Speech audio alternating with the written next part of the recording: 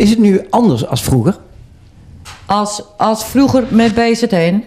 Ja, sowieso. We zijn nu met z'n tweeën. We hebben wel een band, we hebben een begeleidingsband.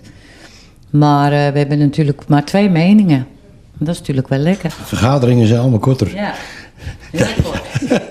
Nee, ja, dat is natuurlijk ook zo. Maar het heeft natuurlijk, je kunt het met elkaar bespreken. We gaan dat doen en dat doen en dat vinden we niet zo leuk. Dus je kunt het allemaal zelf inkleden. Nou, we hebben dit jaar zitten we eigenlijk al een beetje vol. Onze agenda staat al een beetje vol met tripjes naar Zuid-Afrika, Roemenië, Moldavië.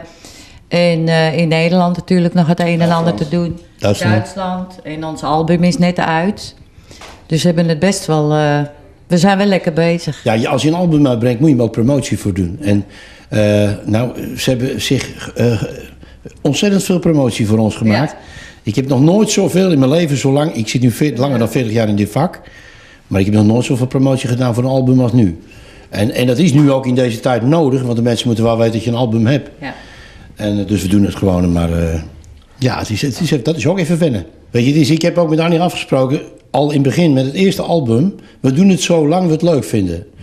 En ik heb helemaal geen zin om achter de geraniums te zitten... zolang dit vak, het is zo leuk. Nee. Je hebt echt die mooie trips en daar genieten we van. En zoals nu in Roemenië... waren echt 's middags 5000 mensen... 's avonds weer 5000 mensen. Sta je tussen Paul Anka en Borsali in. Dat zijn wereldsterren. En je kan er bijna niet op straat lopen. De mensen zijn echt emotioneel als ze je zien. Dus dat is toch alleen maar leuk om dat in je nadagen van je carrière mee te maken.